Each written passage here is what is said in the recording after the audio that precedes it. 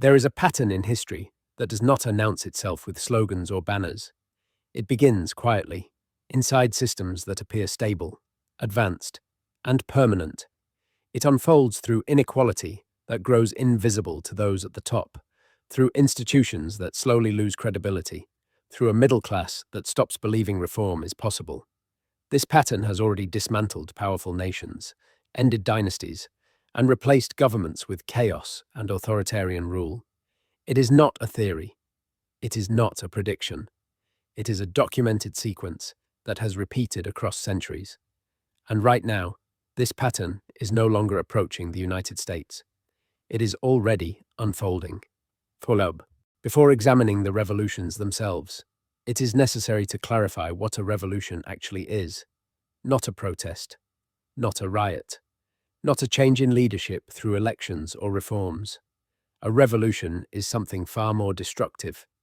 It is the complete collapse of an existing order and its replacement with a new system, often more authoritarian, more violent, and less stable than what existed before. Revolutions do not occur because people are poor. Poverty has existed throughout all of human history without producing constant revolutions. Entire civilizations endured generations of hardship without overthrowing their governments. The trigger is not scarcity alone. The trigger is expectation. Revolutions begin when people believe they deserve a certain standard of life and discover that the system is no longer capable of delivering it. This gap between expectation and reality is where pressure begins to accumulate. When the population believes that progress is possible, that effort will be rewarded, that institutions function as intended, social stability is maintained even under difficult conditions. But when that belief erodes, when effort no longer leads to security or advancement, frustration turns into resentment. The most critical factor is not economic hardship by itself, but the loss of faith in peaceful reform. When people conclude that elections do not change outcomes, that courts no longer provide justice, that laws protect only those with power, the social contract fractures. At that point, reform is no longer perceived as possible, and when peaceful change is viewed as impossible, violent change becomes increasingly likely. This dynamic is not ideological. It does not belong to the left or the right. It is structural. It emerges whenever institutions lose legitimacy in the eyes of the population. This is why revolutions often surprise those in power. Elites tend to measure stability by surface indicators: economic output, military strength, technological advancement, cultural dominance. But revolutions are driven by psychological collapse, not by balance sheets. History demonstrates that revolutions follow a recurring sequence.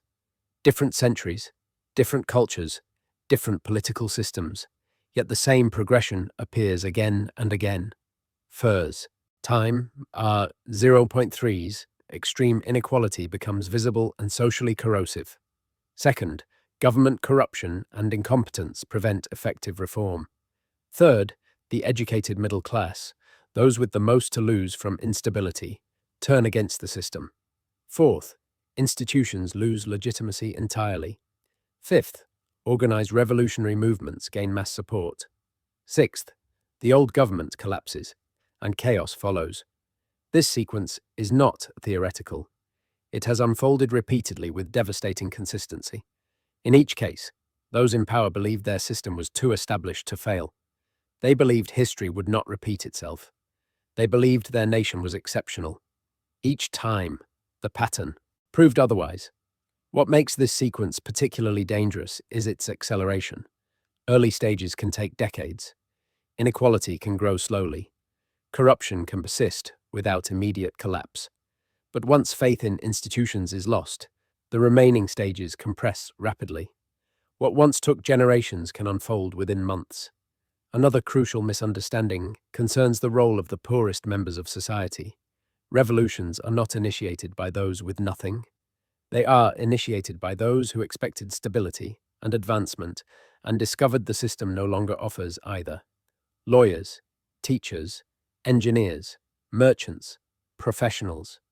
When these groups abandon the system, legitimacy collapses from within. This is why revolutions often appear sudden. They are not. Pressure accumulates invisibly until a triggering event exposes the underlying fragility. A financial crisis, a military defeat, a political scandal, a symbolic act of state violence. The spark varies, but the conditions remain constant. Once this process begins, moderation becomes a liability. Those advocating reform are dismissed as naive or complicit. Extremes gain influence because they offer certainty in a moment of systemic failure. Revolutionary movements do not rise because they are trusted. They rise because the existing order is hated more. This is the core lesson history teaches repeatedly. Revolutions do not emerge from hope. They emerge from despair combined with expectation. They are not born from ideology alone, but from the collapse of legitimacy across economic, political, and social institutions. With this framework established, it becomes possible to examine how this pattern has unfolded in reality. Not once, not twice, but repeatedly, across different continents and centuries, with remarkably similar outcomes. To understand how this pattern unfolds in the real world, it is necessary to begin with the event that defined the modern revolution. France, Wanningimbay, Tramtam Moichin. In the late Mot Angimbay, Tramtam Moi, France was not a failing state. It was the most powerful nation in Europe. Wealthy, culturally dominant, technologically advanced. Paris was the intellectual capital of the world. French was the language of diplomacy. Art, philosophy, and science flourished. The monarchy had ruled for 800 years. From the outside, the system appeared permanent. But beneath that surface, the foundation was already decaying. This is stage one of every revolution. Extreme wealth, inequality. France had approximately Betru people divided into three estates. The first estate, the clergy, owned around 10% of the land and paid no taxes. The second estate, the nobility, roughly Bontram Nunghin people, controlled about 20% of the land and paid almost no taxes. The third estate, more than Haimoy Trio peasants, workers, and middle-class citizens, owned the remaining land and paid nearly all taxes. A tiny minority enjoyed privilege without burden. The overwhelming majority carried the cost of the entire system. This imbalance was not abstract. It shaped daily life. The nobility retained legal privileges. They hunted on peasant land. They demanded forced labor. They lived in palaces while much of the population hovered at the edge of subsistence. Then came the shock. In Mottinghin Bay, Tramtam Muoitam, a bad harvest caused bread prices to surge. Bread accounted for roughly tam muoitam percent of a peasant household's expenses. When prices doubled, survival became impossible. Hunger spread rapidly. Yet at Versailles, banquets continued. Lavish meals, elaborate ceremonies, visible excess. The gap between elites and the population was no longer theoretical. It was undeniable. This led directly into stage two, government corruption and incompetence. King Louis XVI was not a tyrant. He was indecisive and weak. France was bankrupt. Time Mart 0.3s, drained by wars, including financial support for the American Revolution. The state owed enormous sums and had no sustainable plan to repay them. The solution was predictable. Borrow more. Raise taxes on those already burdened. Cut nothing. The nobility refused taxation. The clergy refused taxation. Every attempt at reform was blocked by the very groups that benefited from the existing system. Those with power chose preservation of privilege over national survival. By Mottinghimbe Tramtam Moichin, the crisis was unavoidable. The government could not service its debts. The population could not afford food. In desperation, Louis convened the Estates General, a representative body that had not met in one Trumbay, Moilam years. The intent was to legitimize new taxes. Instead, it exposed the system's illegitimacy. This triggered stage three, the destruction and radicalization of the middle class. The third estate was not only peasants. It included lawyers, merchants, professionals, and educated citizens. They demanded equal representation, one vote per person, not one vote per estate. The existing structure guaranteed the clergy and nobility a permanent advantage. The king refused. On June Moy Bay, Motnghin Bay, Tramtam Moy Chin. The Third Estate declared itself the National Assembly. They swore not to disband until France had a constitution. This moment mattered more than riots or protests. When the educated classes declared the government illegitimate, the system lost its internal defenders. On July, Mouabon, Parisians stormed the Bastille, a symbol of royal authority. Guards were killed. Heads were displayed publicly. Authority collapsed in the streets. This marked stage 4, loss of faith in institutions. The monarchy, the church, and the courts no longer commanded obedience. Legitimacy dissolved. The National Assembly attempted reform. Feudalism was abolished. Church lands were seized. Rights were declared. But the economic crisis continued. Food shortages persisted. Expectations rose faster than reality could deliver. Moderates lost credibility.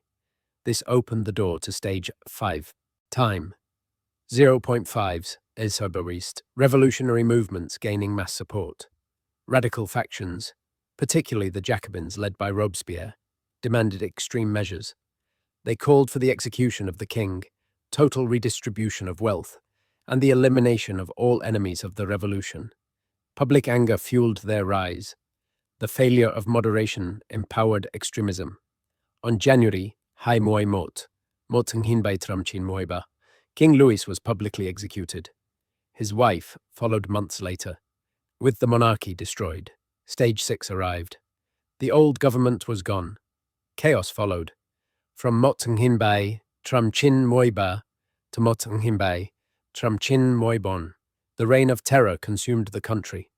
Approximately Bon Moinghin, people were executed. Nobles, priests, political opponents, even former revolutionaries. Accusation replaced evidence. Survival depended on loyalty, not innocence. Revolutions devour their own architects. Robespierre was eventually executed by the same machinery he created. By Mot Nghinbay Tramchin Muoichin, France was exhausted. A decade of chaos ended not with democracy, but with a coup. Napoleon seized power and crowned himself emperor. The revolution that began with liberty and equality concluded with military dictatorship and continental war. This is the lesson of France. Extreme inequality combined with institutional failure does not produce reform. It produces collapse. And collapse rarely delivers the freedom it promises. Time, de Waz, 128 years later, the same sequence unfolded again. Different country, different ideology, identical pattern. Russia, 1917. By the early 20th century, Russia was a vast empire stretching from Eastern Europe to the Pacific. Approximately 180 million people lived under the rule of Tsar Nicholas II. The Romanov dynasty had governed for 300 years. On paper, the empire appeared immense and enduring. In reality, it was brittle. Stage 1 was already firmly in place. Extreme wealth inequality. The Tsar and the nobility owned nearly everything. The peasants, roughly 80% of the population, owned almost nothing. Time, 0.5s, serfdom, had officially ended in 1861, but emancipation brought little freedom. Former serfs continued to work land owned by nobles, paying rents they could not afford. In the cities, industrial workers labored 12 to 14 hours a day for wages that barely sustained life. Child labor was widespread. Safety regulations were non-existent. Living conditions were overcrowded and unsanitary. Meanwhile, the Tsar lived in palaces. The nobility hosted extravagant balls whose cost exceeded what a peasant could earn in an entire lifetime. The inequality was not only economic, it was feudal, medieval, unsustainable. Stage 2 followed naturally. Government corruption and incompetence. Nicholas II was weak, indecisive, and profoundly detached from reality. He believed in divine right, that God himself had chosen him to rule, and that reform was therefore unnecessary. This belief shaped every decision. In 1905, workers marched peacefully to the Winter Palace to petition for improved conditions. They carried icons and portraits of the Tsar. They believed he would listen. His guards opened fire. Hundreds were killed. The event became known as Bloody Sunday. Any remaining faith that the Tsar cared for his people died that day. Then came war. In 1914, Russia entered the First World War. It was a catastrophe. Soldiers were poorly trained, poorly equipped, and led by incompetent officers. Supply lines collapsed. Entire units were sent into battle without ammunition. Millions died or were captured. By 1917, Russia had suffered approximately 3 million casualties. The army disintegrated. Desertion spread. Morale vanished. The economy collapsed under the strain of war. Food shortages intensified. Inflation soared. Yet the Tsar remained insulated, living in luxury, making decisions influenced by Rasputin, a mystic with access to the royal court. The disconnect between ruler and population became absolute. Stage 3 arrived when the middle class and the military turned against the system. In February 1917, bread riots erupted in Petrograd, later known as St. Petersburg. Women waiting in bread lines began protesting. Workers joined them. The government ordered the army to restore order. The soldiers refused. They mutinied. When an army will not defend the state is already finished. Russia's parliament, the Duma, demanded that Tsar abdicate. On March 15, 1917, Nicholas II relinquished the throne. 300 years of Romanov rule ended not with a decisive battle, but with collapse. A provisional government took power, promising elections, reforms, and a constitution. It represented an attempt at moderation, an effort to stabilize the system, but it made a fatal error. It kept Russia in the war. Soldiers wanted peace. The population wanted food. The provisional government delivered neither. Stage 4 followed rapidly. Loss of faith in institutions. The new government lost legitimacy within months. It was perceived as weak, ineffective, and beholden to foreign interests. Authority evaporated. Into that vacuum stepped an organized revolutionary movement. Stage 5 began when the Bolsheviks, led by Vladimir Lenin, offered simple promises: peace, land, bread, end the war, redistribute land, feed the population. These messages resonated not because they were realistic, but because the existing system had failed completely. On October 25, 1917, the Bolsheviks launched a coup. They seized key buildings, stormed the Winter Palace, arrested members of the provisional government, and declared Soviet power. The operation was swift, almost bloodless. The collapse of authority made resistance unnecessary. Stage 6 followed immediately. Government overthrown. Chaos ensued. From 1918 to 1922, Russia descended into civil war. The Reds, the Bolsheviks, fought the Whites, a loose coalition of monarchists, liberal, time 0.3s, and foreign forces. It was total war. The Bolsheviks prevailed through terror. The secret police, the Cheka, executed anyone suspected of counter-revolutionary behavior. Entire villages were destroyed. In July 1918, the former Tsar and his entire family were executed in a basement. Men, women, children, none were spared. By 1922, the Bolsheviks controlled the country. The cost was catastrophic. Approximately 10 million people died in the Civil War. Millions more perished from famine. The economy lay in ruins. The promises of the revolution delivered the opposite of what had been offered. Peace meant humiliating surrender to Germany. Land meant collectivization and starvation. Bread meant rationing and chronic shortages. In 1924, Joseph Stalin consolidated power. Over the following decades, purges and famines would kill approximately 20 million more. This is the lesson of Russia. When governmental incompetence combines with military failure and a disciplined revolutionary organization, collapse can occur with astonishing speed. And what replaces the old system is often far more brutal than what came before. The most recent example in this sequence occurred not in a collapsing empire, but in a country that appeared relatively prosperous, Cuba, 1959.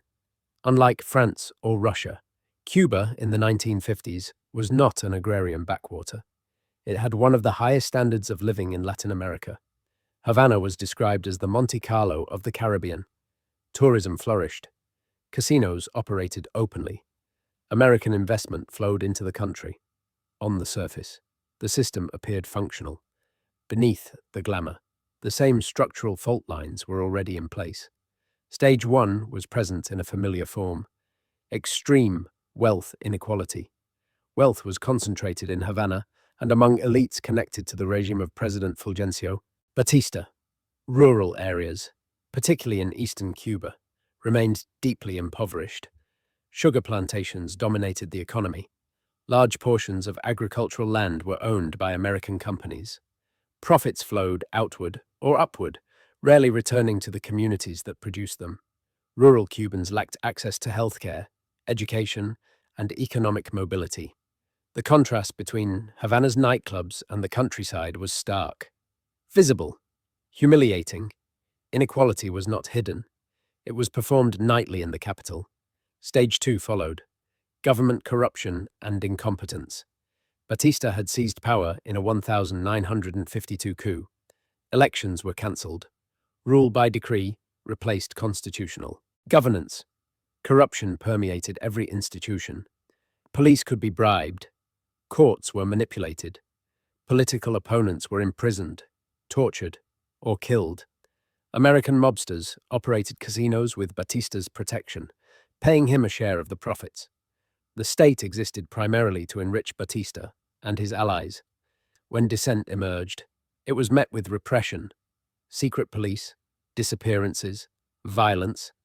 This brutality generated anger, particularly among young, educated Cubans who understood how thoroughly their country was being looted. Stage 3 emerged as the middle class became radicalized. Fidel Castro was not a peasant's revolutionary. He was a lawyer from a relatively wealthy family.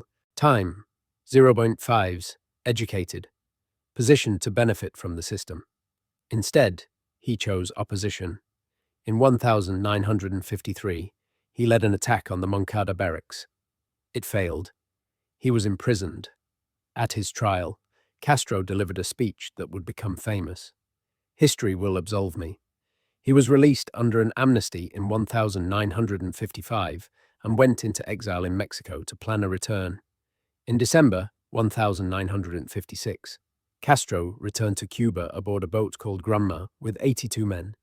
Batista's forces ambushed them upon landing. Most were killed. Only around 20 survived, escaping into the Sierra Maestra Mountains. Under most circumstances, the movement would have ended there. It did not. This marked the acceleration of the pattern. Stage 4 arrived as faith in institutions collapsed entirely. Batista's brutality eroded any remaining legitimacy. When villages suspected of aiding, rebels were destroyed. New rebels were created. When students were tortured, their classmates joined the opposition. Castro's movement grew not because of ideology, but because the government was despised. International support also shifted. The United States, which had backed Batista, began distancing itself. When a regime loses its foreign patron, its survival window narrows rapidly. Stage 5 followed as the revolutionary movement gained mass support. By 1958, Castro commanded thousands of fighters. Urban resistance networks operated in major cities. Peasants viewed him as a defender against state violence. Batista's army deteriorated. Soldiers deserted. Officers fled with stolen funds. On January 1, 1959, Batista fled the country with approximately $300 million. Castro entered Havana 1 week later. Victory was complete. Stage 6 arrived as the government was overthrown. Chaos followed. Initially, Castro promised democracy, elections, and a free press. Within months, those promises dissolved. Political opponents were arrested. Trials were conducted. Executions followed. The press was censored. Power consolidated rapidly. Factories, farms, and businesses were nationalized. Resistance was punished with imprisonment or death. Hundreds were executed within the first year. Thousands fled the country. The middle class that had supported Castro in opposition to Batista learned too late that revolution rarely delivers the freedom it promises. Cuba became a communist dictatorship that endured for 6 decades. Fidel Castro ruled until 2008. His brother Raúl until 2018. The revolution that promised liberation produced poverty, repression, and stagnation. This is the lesson of Cuba. Even in a relatively developed country, corruption and brutality can trigger revolution. And once revolutionaries take power, they often become the very oppressors they claim to oppose. 3 revolutions, 3 countries, 3 different centuries: France, Russia, and Cuba. The contexts were not identical. The ideologies were not the same. The cultures, economies, and political systems differed significantly. And yet, the sequence that destroyed each system was indistinguishable. This is the 6-stage pattern that repeats whenever a government collapses through revolution. Stage 1 is extreme wealth inequality. In every case, wealth became concentrated in a narrow elite, while the majority struggled to survive. In France, the nobility and clergy paid no taxes, while peasants bore the burden. In Russia, the Tsar and aristocracy owned everything, while peasants and workers lived in deprivation. In Cuba, wealth was confined to Havana and elites connected to Batista, while rural populations remained impoverished. The numbers varied, but the effect was the same. Inequality became visible, insulting, and socially corrosive.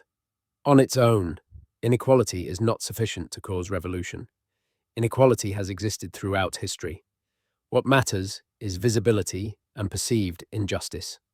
When the gap becomes obvious and unavoidable, resentment begins to accumulate. Stage 2 is government corruption and incompetence.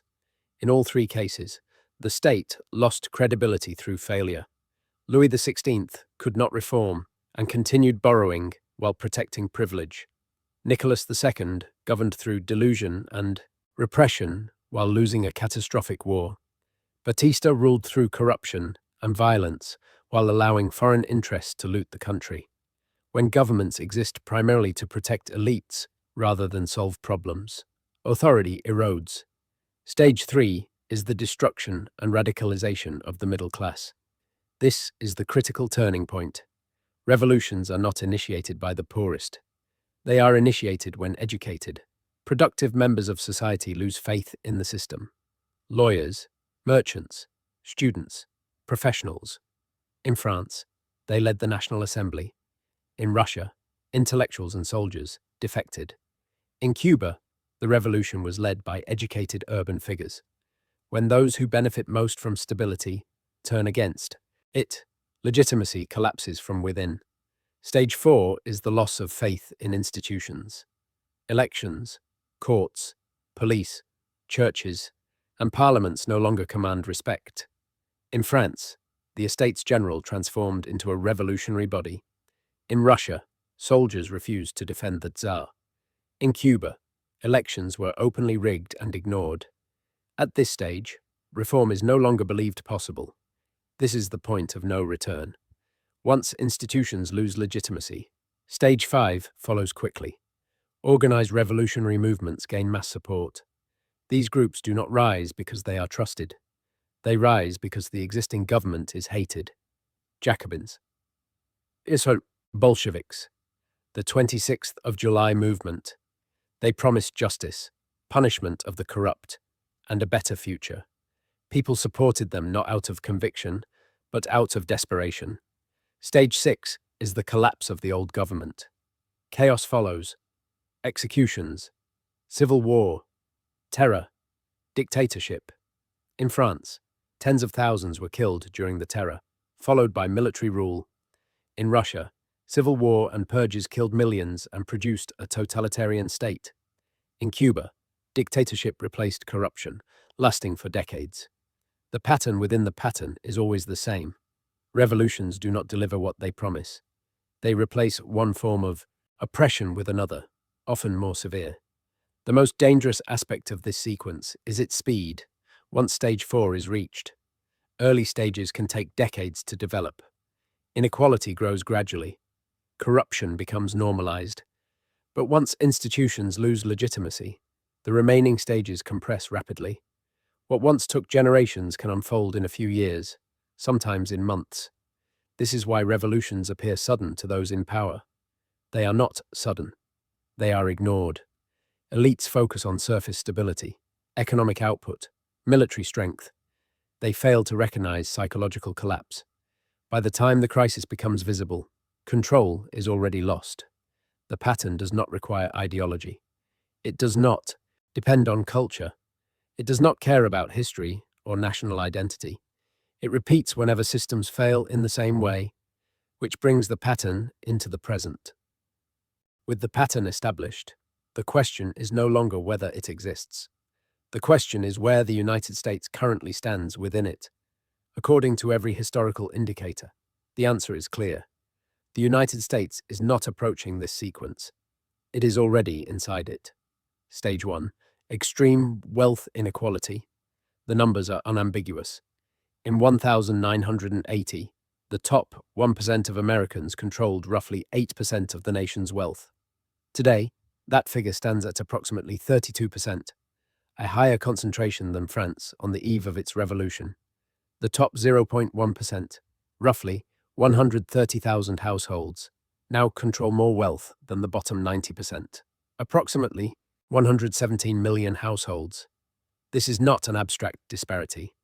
Wealth is visibly concentrated. Private jets, mega yachts, exclusive compounds, space tourism. At the same time, the middle class struggles to afford housing, healthcare, and education. Millions work multiple jobs simply to survive. The gap between elite lifestyles and everyday reality is no longer hidden. Resentment is building, and history shows that such resentment does not dissipate on its own. Stage 2. Government corruption and incompetence. Public trust has collapsed. Trust in Congress hovers around 15%. Confidence in the Supreme Court continues to decline. Roughly half the population believes elections are rigged. Insider trading by members of Congress remains widespread and largely unpunished. Lobbyists write legislation. Corporations shape policy. Infrastructure deteriorates while the national debt climbs past $36 trillion. Problems that should be solvable persist because government is perceived not as a servant of the public, but as an instrument of donors and elites. When both major political parties are viewed as corrupt and ineffective, faith in democratic processes erodes. Authority weakens not through overthrow, but through disbelief. Stage 3. The destruction and radicalization of the middle class. The American middle class is being hollowed out. Higher education is unaffordable. Housing is unattainable for many. Healthcare costs bankrupt family. Time, 0.5s. Wage growth stagnates while asset prices explode. Young, educated Americans are unable to achieve the standard of living their parents enjoyed. They graduate burdened by debt. They delay families. They abandon long-term plans. And they grow angry. When lawyers, engineers, teachers, and professionals fail despite following the rules, they search for explanations. They identify enemies, elites, billionaires, institutions. This is the psychological shift that precedes every modern revolution. Stage 4. Loss of faith in institutions. This is where the United States currently stands. Trust in media has collapsed. Trust in police has fractured. Trust in elections is broken. One half of the country believes the election of 2020 was stolen. The other half believes the events of January 6th were an attempted coup. Neither side trusts the other. Neither side views institutions as neutral. Courts are seen as political. Federal agencies are seen as political. Every decision is filtered through partisan identity. When shared institutions lose legitimacy, a nation ceases to function as a single society. It becomes competing factions occupying the same territory, waiting for a catalyst. History shows that the catalyst is unpredictable. In France, it was the Estates General. In Russia, Bloody Sunday. In Cuba, state brutality. In the United States, it could be anything: a contested election, an economic collapse, a political assassination, a viral incident involving state violence. The conditions are in place. The kindling is dry. Stage 5 has not fully arrived, but its outlines are visible. On the left, support grows for radical redistribution and systemic overhaul. On the right, support increases for authoritarian leadership and extra-legal solutions. Moderates lose influence as extremes gain momentum. When large segments of the population conclude the system cannot be reformed, they begin seeking alternatives outside it. Stage 6 is the outcome few are willing to imagine. In France, tens of thousands were executed. In Russia, civil war killed millions. In Cuba, dictatorship endured for decades. American exceptionalism insists such outcomes are impossible. History shows otherwise. France believed it was the pinnacle of civilization. Russia believed its empire eternal. Cuba believed itself modern and stable. All were wrong. What would Stage 6 look like in the United States? No one can predict the exact form, but history offers clues. Escalating political violence, organized rather than spontaneous. Assassinations, insurgency, fragmentation of military and police loyalties, breakdown of supply chains, food and fuel shortages, economic collapse driven by loss of trust, states refusing federal authority, foreign powers exploiting, chaos.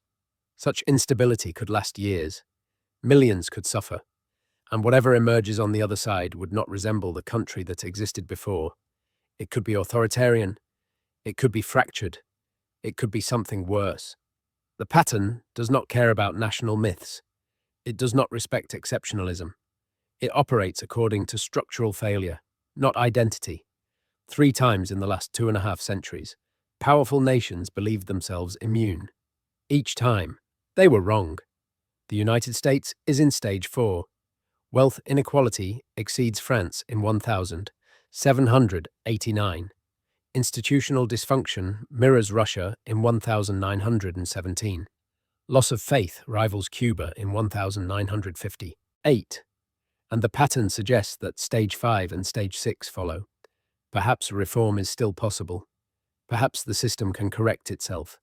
History offers little reassurance. The warning signs are everywhere. The answers are not hidden in the future. They are written clearly in the past.